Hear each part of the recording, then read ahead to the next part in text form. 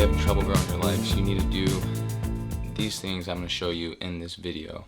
And why you need to be doing these, because it's going to give you a lot more results growing your legs. A lot of things happen when you train your legs. Not only do your legs get bigger and more defined, but it promotes more of a growth hormone that goes throughout the whole entire body. So if you're skipping leg day, bro, and you're trying to see more gains, you're actually doing yourself a disservice here. So make sure you do stick around throughout the video. But in the meantime, make sure you do leave a thumbs up and leave a comment below on what you think. So let's just get right into it.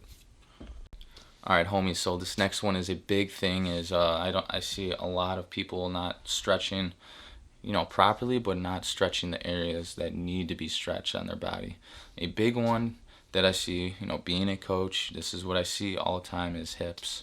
A lot of people have poor hip mobility, and in the video you're going to see right here, I think right here, there it is, 90-90 stretch.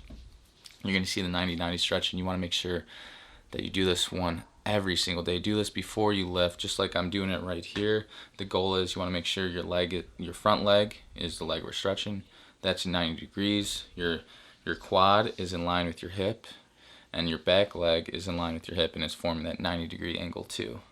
You want to make sure that you have 3 points. You have your knee, you have your calf, and you have your ankle, just like you're seeing right here. You want to make sure you maintain a neutral spine, and you're aiming your belly button at the knee for 1 point. You're flossing it back and forth, and then you're going to go to your calf, belly button and calf, and then after that, belly button to foot. You want to go at least a couple times through. I usually like to go 5 times through, and then switch to the other leg. That's called a 90-90 stretch, and you want to make sure that you're doing this one religiously, because the goal is in a squat is we want to get as below parallel as possible. The deeper you get in a squat, the more you're going to get involved. As in, squat's a compound movement. Am I right? Yes, it is. So you're going to get more muscles involved, and that's the overall goal. Squat is a fundamental movement of everyday life. We're doing it every single day. But when I come to you and tell you to give me a bodyweight squat, we overthink it, and squat usually looks like shit. So make sure you prioritize your stretches, because you're going to see the 90-90 stretch up. There it is again. And you're going to see a new one, which is we call a frog pose. I'm sure you hear a lot of that. If you're a yogi, you probably know what this is. But this frog pose stretches the adductors, inner part of our thigh. The goal is you want to make sure that we get in a catcher's position where our knees are as deep as far out as possible from each other, and you want to spread the floor with your knees. You want to push the knees like you're pushing walls outside of your knees, and you want to make sure your back feet are touching together, and you're going to shift your hips back and forth. So shift forward like you're seeing here for 5 seconds, hold it there, push those knees out, and then shift hips back, push knees out for 5 seconds like there's walls on the outside of your knees. Telling you, this one's going to feel super good. A lot of times adductors play a big role in maybe someone has a butt wink where your pelvis goes underneath you, or usually adductors cause back pain. But yes, hips and that stretch right off the bat is freaking golden. So try those too. And of course I did a banded distraction drill too with the band. That one again is pulling the femur out of the hip socket, so it's able to move in there smoothly. So that one helps too. Kind of just really mobilizes the hip more. So you could try that one too. You're gonna internally rotate your knee while your foot stays grounded on the ground. And let me just see the time here. 3 minutes, not too bad. And you're gonna externally rotate your leg out while the foot is staying grounded. The goal is to not pick your foot off the ground, so that's important right there. So stretches, again, make your stretching more a priority. You get to the gym, warm up, make your warm up a priority. Your warm up should be at least 20 minutes before you hit it, because that's going to dictate those lifts. And long term of training, you want to continue training long term, don't you? I do. But if we're not doing the things that are going to make us feel better, that's where we end up screwing ourselves. So don't be that guy and screw yourself. I'm just going to keep this one short and sweet. Static stretching. Static stretching is when we keep a joint in a lengthened position for a long period of time, usually longer than 60 seconds. That is no bueno before training, because your muscle fibers go in a lengthening position. And think about it, when you're training, your muscle fibers are shortening and lengthening back and forth. But if you keep that lengthening a long period of time, you could get hurt when you go train after you static stretch for a while, and also you're not going to get a lot of recruitment to that muscle from it being in a length position. So again, no static stretching unless you're not training, you're off, it's an off day, or it's an hour and a half after you trained that body part and you wanted to static stretch and stretch for a long period of time. That's it. I'm just keeping that as that. I don't need to get into that. If you want to leave a comment below about that, go ahead, by all means. Alright, big question is for me to ask you. Yep, the question is, do you squat? I want you to answer this in the comments below. If you answered yes, tell me how you feel during your squat. Does it feel good? Does it feel normal? Does it feel like you're not fighting anything? If you do not squat, leave a comment below. Tell me why you're not squatting, because you should be squatting, and that's a big reason why your legs aren't growing, is because you're not squatting.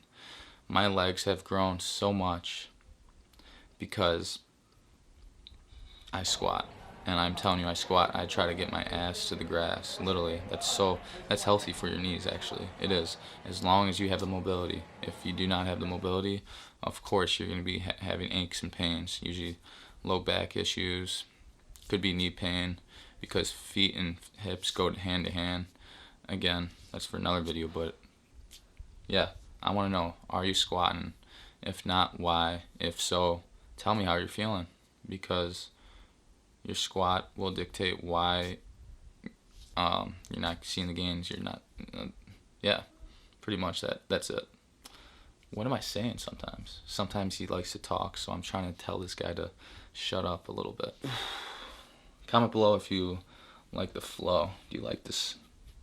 Guys, there's many different ways to incorporate legs in training. This doesn't have to be, your squats and then you go to a leg extension, leg curl, then a leg press. Mix it up, get creative with it, and ask yourself, again, it has to go back to that goal. What is your goal? Are you trying to increase strength, or are you trying to increase muscle size? And you answer that, then that's going to dictate how you program. Again, so for me, I like to keep the squat separate from other exercises, just because I want to get as much out of that squat as possible. When you're programming, you make sure you do schedule squats for your very first exercise. It's a bigger movement, so you want to make sure that you get everything out of it, even if it's for strength or if it's for muscle building.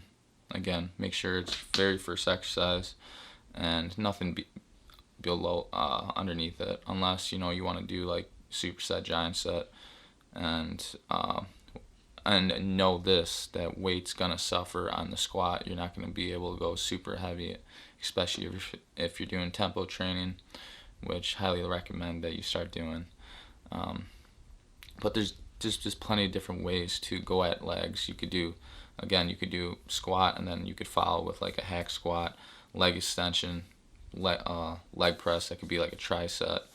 And then just mix the rep ranges up, follow rest period, stay within that rest period, and then hit it again. I'm telling you, doing certain strategies like that will blow up your legs. But again, it goes back to your goals and knowing your goals to T. That's how you're going to program. That's how you're going to lift. And don't be afraid to step out of your comfort zone too. That was a big thing of mine. Was 2 years ago I started training differently, training the right way, going full range of motion. Don't train if I have pain, get the pain addressed.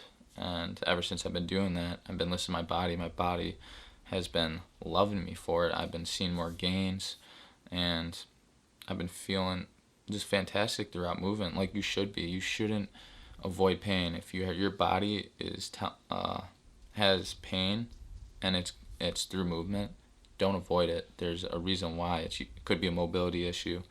It could be a joint issue, muscle, and there's things that we could do to address it. So don't avoid it. Your body is a beautiful, beautiful creature. It is. We're capable of doing so much, and a lot of us abuse it. True.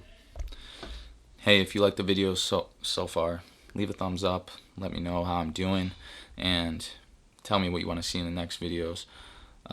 Me being a small YouTuber, you sticking around watching the video all the way through actually helps me so much. It helps YouTube algorithm recognize me. So if you could, again, leave a comment, like this, share this to people if you find this valuable. It will mean a lot to me, and let me know so I could reach out to you and see how you're doing.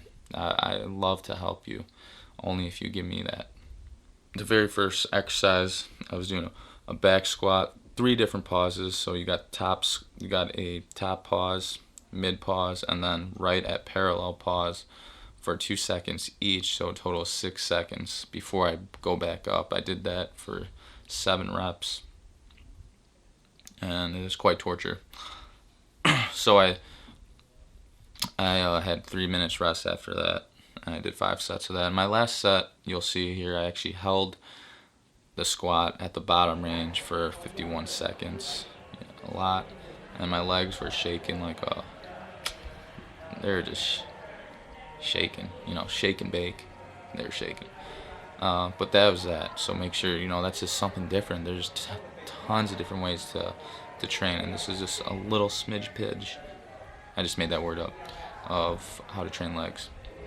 And then you're looking at B series, just one. I did a 1 1/4 rep squat. Make sure when you do this one, there's no bouncing. You go all the way down, come up a quarter, and then go down smoothly, and then go all the way up. Another way to attack your legs. I did that 4 sets, 8 reps, 3 second down, rested 2 minutes 30 seconds. And then after that, I did a pendulum squat and dumbbell RDLs. I really want to talk to you real quick about the RDLs. RDLs, hamstrings. A lot of people do these wrong, actually, because everybody cares about the stretch, which is great, but when you go past your knees and to the floor, what happens? Your back goes into that L7 weenie, just kidding, 90 degrees. Here's your upper body, here's your legs. Oops, not trying to get sexual there. And we're like this, 90 degrees. What happens to get ourselves up? Our back gets involved, and then our hips take over. So what I do is I go past my knees. Right when the dumbbells or the barbell goes past my knees, I drive my hips back through to get myself up. So there's no emphasis, there's no tension on my lower back. Everything's on my glutes and my hamstrings, the way it should be. So if you've been doing RDLs, you've been doing them wrong for a long time. Try this. I'm telling you, guarantee, big difference. And your back won't fatigue before your glutes and your hamstrings. Lower back, just saying. Try it out. And I did that pendulum squat. It was a makeshift. We don't have one at my private gym. Yeah, because we're trying to build our gym, so it's pretty cool. Pretty cool.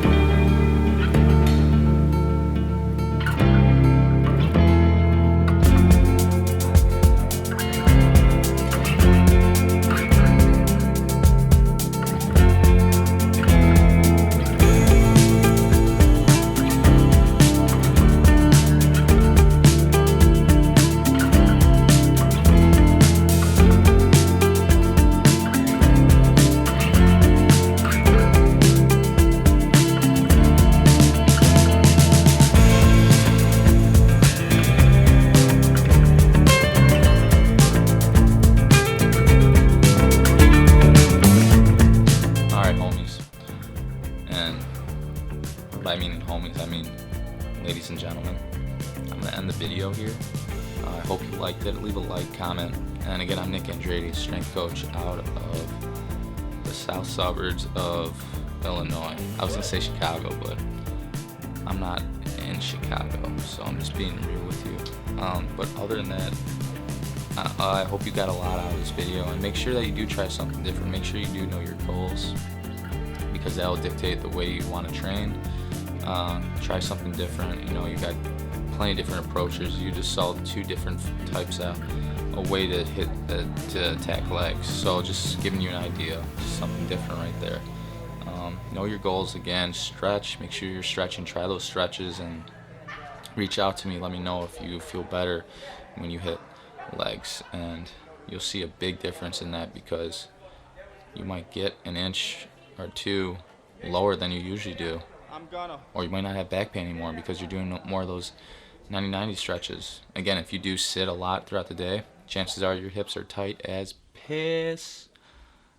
But anyway, I'm gonna get out of here. I'm gonna eat. I'm hungry again.